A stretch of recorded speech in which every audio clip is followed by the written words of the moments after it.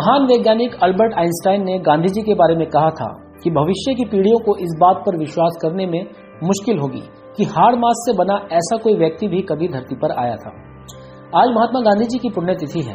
देश की आजादी की लड़ाई में महात्मा गांधी जी एक ऐसा नाम है जिसे न किसी पहचान की जरूरत है और न ही किसी व्याख्या की।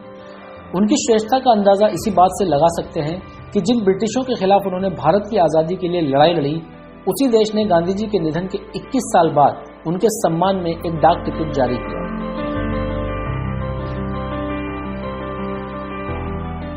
एक सामान्य परिवार में जन्मे महात्मा गांधी जी अपने असाधारण कार्यों और अहिंसावादी विचारों से पूरी दुनिया के मार्गदर्शक बन गए।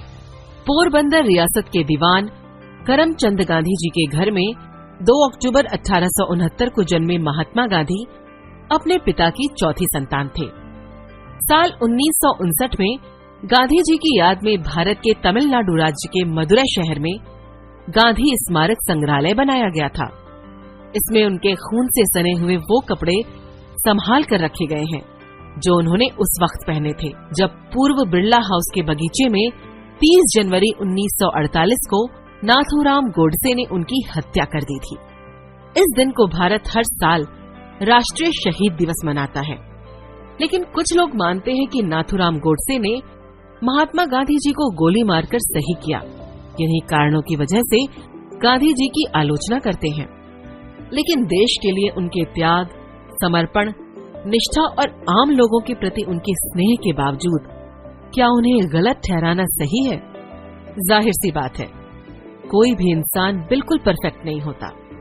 अगर आज गुलामी के उस बुरे दौर को याद करें तो इतिहास के पन्नों पर लिखे भारतीयों के दर्द की दास्तान हमें रुला देती है। हमारे कई और क्रांतिकारियों सहित महात्मा गांधी जी ने भी उस समय को जिया था। भारत पर उस वक्त गुलामी और विभाजन की 2 तलवारें लटक रही थीं। परिस्थितियों के हिसाब से क्या गलत निर्णय लिए गए या कौन से सही, इस बात का आज हम सिर्फ अंदाजा लगा सकते हैं। और उससे भी बड़ी बात, कोई भी इंसान परफेक्ट नहीं होता, लेकिन उनमें कोई न कोई ऐसी क्वालिटी तो जरूर थी जिसके चलते लोग उन्हें फॉलो करते थे। न सिर्फ भारत के बल्कि पूरी दुनिया के टॉप नेताओं से लेकर आध्यात्मिक गुरुओं तक वो गलत थे या नहीं, ये हमारी विचारधारा पर निर्भर करता है। कुछ लोग नाथूराम को सही मानते हैं, वो उनके विचार हैं। सभी की अपनी सोच है, उन्हें अपने विचार व्यक्त करने की आजादी है, लेकिन देश की आजादी में उनका योगदान कभी नहीं भुलाया जा सकता। आंख के बदले आंख पूरी दुनिया को अंधा बना सकती थी। इसीलिए जोश और मर मिटने के जज्बे के साथ साथ भारत को एक शांत और अहिंसक आंदोलन की भी जरूरत थी। बिहार के किसान ने उन्हें बापू कहा, नेताजी सुभाष चंद्र बोस ने राष्ट्रपिता और रविंद्रनाथ टैगोर ने ही उन्हें महात्मा कहकर बुलाया था। उस वक्त वो लोगों के दिलों में रहते थे। वास्तव में लोग तो भगवान में भी कमियां निकालते हैं। शायद यही भारत है। हमारी आने वाली पीढ़ियों ने गांधी जी को नहीं देखा है।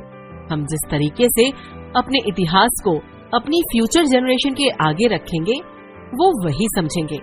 दूसरों को जज करने की हमारी पुरानी आदत है और इसीलिए आज हम बिना किसी को जाने पहचाने गलत बोल देते हैं। क्या आपके परिवार के किसी सदस्य की किसी खामियों के चलते आप उन्हें गलत मान लेंगे? क्या उनकी तमाम अच्छाइयों की वैल्यू नहीं करेंगे? वास्तव में करुणा और शांति के गांधी जी के दृष्टिकोण को Martin Luther king junior, Nelson Mandela और दलाई लामा जैसे दुनिया के बड़े नैतिक और राजनैतिक नेताओं ने फॉलो किया था।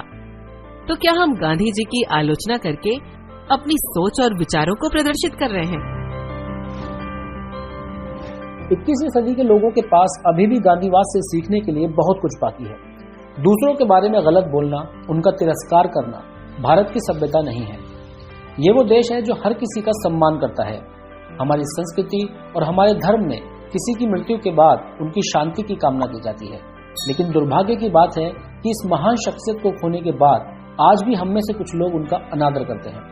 द रेवोल्यूशन देशभक्त हिंदुस्तानी आज गांधी जी की पुण्यतिथि पर उन्हें भावपूर्ण श्रद्धांजलि अर्पित करता है।